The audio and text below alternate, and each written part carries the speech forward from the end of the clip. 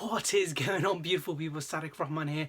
I hope you guys are doing absolutely amazing today, and I hope you've had a fantastic Christmas. So in this video, we're going to be talking about how finding your inner peace will set you free. So the question is, are you ready?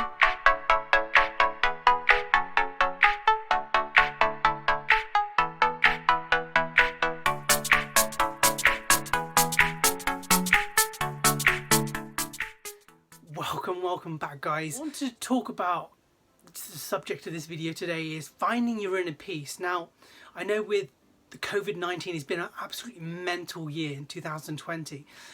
And with that chaotic environment and world that we're in right now, it's exposed a lot of, how's a better way of putting it, the dark side of you, where you're left with nothing but yourself to deal with. And it must have been quite hard.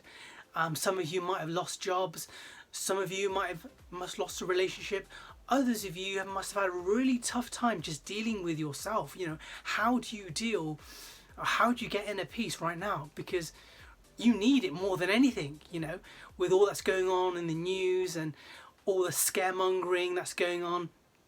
And although I appreciate there's COVID-19 as a virus, yet deep down it probably shows something about you. It probably allows you to see what's going on within you, yet you do not know where to start, how to get this inner peace. So I'm going to break it down into 4 to 5 steps, which I believe and I hope and I pray will help you.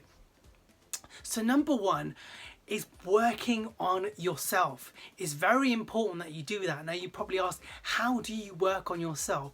There's 2 ways you can do it. There's 3 ways, in fact, you could do that. So number 1 is getting therapy. Now therapy is going to be in big demand right now, and it probably is going to be for you.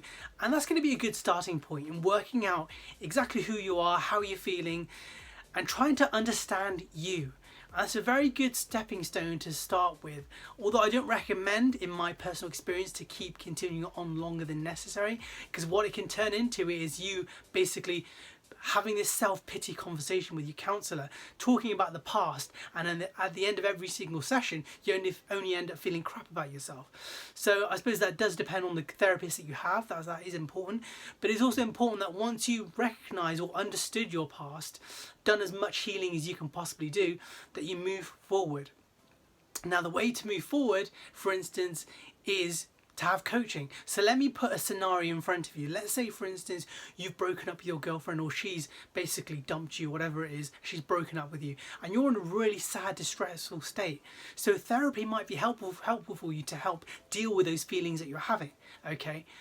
Let's say, for instance, you've got over those feelings and you want to move on. You want to move forward with your life, you want to find another life partner, then coaching would be a great way for you to be able to get started with your life. With your coach, you'll be able to find out what blocks are going on inside of you, what's stopping you from finding the right person, the strategy you can do to find the right person, and all these different mindset techniques and loads of other things that you could do to be on that trajectory of finding the person that you want to find. So that's how coaching can work. Now the third step, so I mentioned therapy and I mentioned coaching. The third step is doing all the self-work by yourself. You could do it, but the problem that you have with doing all the self-work yourself is that you don't know where your blind spots are, okay? You don't know what you don't know about yourself, okay? And you're trying to figure that out by yourself. Good luck in trying to do that. It's going to be quite a tough job to do that. And this is where coaching or therapy comes in, because you get to find out what it is about you that's stopping you from getting you where you want to be, or having that happiness within you. Let me give you an example about me. So what happened with me was that I was always beating myself up, you know, if I wasn't getting things done, if I wasn't as productive as I would like to be. And I was always beating myself. I was like, I wish I could have done that done. I wish I could have got this and this done. And I always feel bad inside knowing that I hadn't done enough. But then I had to go really deep into the nuts and crannies of what was going on. But I didn't know how to do that. I didn't even realise that that's what I was doing to myself until I got coached. I was able to work out what was going on. And it was this. The reason why I was beating myself up was that I felt like that in order for me to validate myself, my self-worth, it all depended on how much I did in that day. So if it didn't do enough in that day, it then meant that I was not worthy. And then I had to go deep and work out what was the underlying cause of me feeling this way, or feeling like I wasn't doing enough, or beating myself up.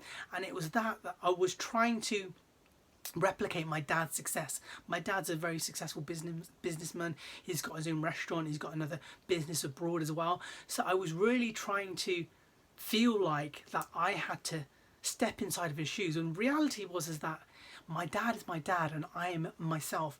And I cannot be like living under my dad's shadow, because he is doing what works for him. And I respect him and I love him.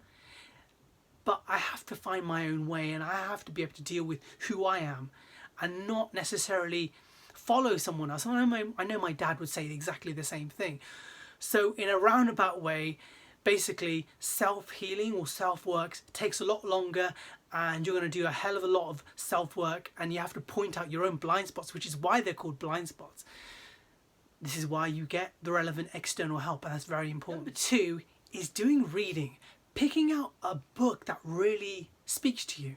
You can go on Amazon, you can go onto YouTube, you can try and find recommendations, and people will tell you this book changed my life and that book changed my life. But at the end of the day, you have your own unique circumstance. So only you know what's going to be more fitting for you, what's going to be more tailored towards your circumstance, and what kind of help that you need. You see, out there in self-help, people will tell you all their best books, but that doesn't necessarily mean it's going to be your book that's going to suit you. So you find out the recommendations, of course, but then go to the one that your heart thinks, right, this is going to be the right one for me. And that will help you. That's going to help you along the journey for your own healing and for you to be able to attain inner peace. Third thing, and this is a very important thing, is praying to God, praying to your higher power, and asking God for guidance, because it's not an easy path to follow, especially in these days. And to be able to surrender to the power that is more higher to yourself, and just asking God, please just guide me, show me the way. It helps to relieve a lot of tension, a lot of stress, and helps you to develop more serenity, more peace within yourself, that you know you can just let go. You can let go, you're doing your best, and you're getting the help that you could possibly get. And this is a very important step that I highly recommend that you do to attain that inner peace. The thing is questioning, what is the truth? What is the truth? This is a question that you have to ask yourself. What do you feel that the truth of life is? This is a question that I'm asking myself. It's very important to always question. I'm no perfect example, although I am a working example of this. I'm always questioning everything, what I have been very recently, and I recommend you do the same for yourself. It will just help you to really deconstruct everything that's going on in your life, from your relationships, from your religion, if you follow a particular religion or lack of a religion, the culture that we're in right now, the world as we speak, COVID-19, everything needs to be questioned. And so I highly recommend that you do that. Fifth and final thing I would say is that the learning never stops. It really doesn't.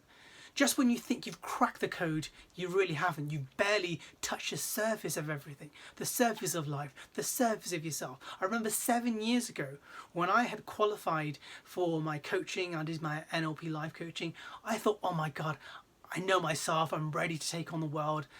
But then I realised that there were so many other layers to me, and as each month, each day has gone by, I realised that, you know what, I've got so many other things about me that I need to work out. And as I've had more coaching, as I've had more friends, as I've had more mentors, I've realised this is what I need to work on. That's what I need to work on. And then I peeled another layer of the onion. And then you just keep peeling these layers and you keep learning more about yourself. And this is why you must never, ever get complacent. That's it for this for the video for today. There's other videos that I've done on self-care, like on stuff to do with meditation and going out in nature. But for finding your inner peace, I believe these 5 steps will help you a great deal when it comes to you finding your path. I want to point out one more thing before you end this video, is that I've got my website up and running, and I'm also doing blogs, and this is my own creative project.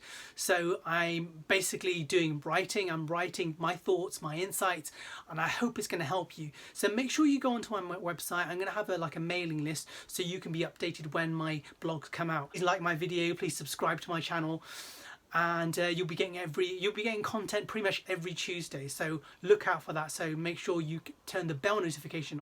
So until then, have a great day, have a great week, and I, my fit friends, Lord willing, will speak to you soon. Take care, bye.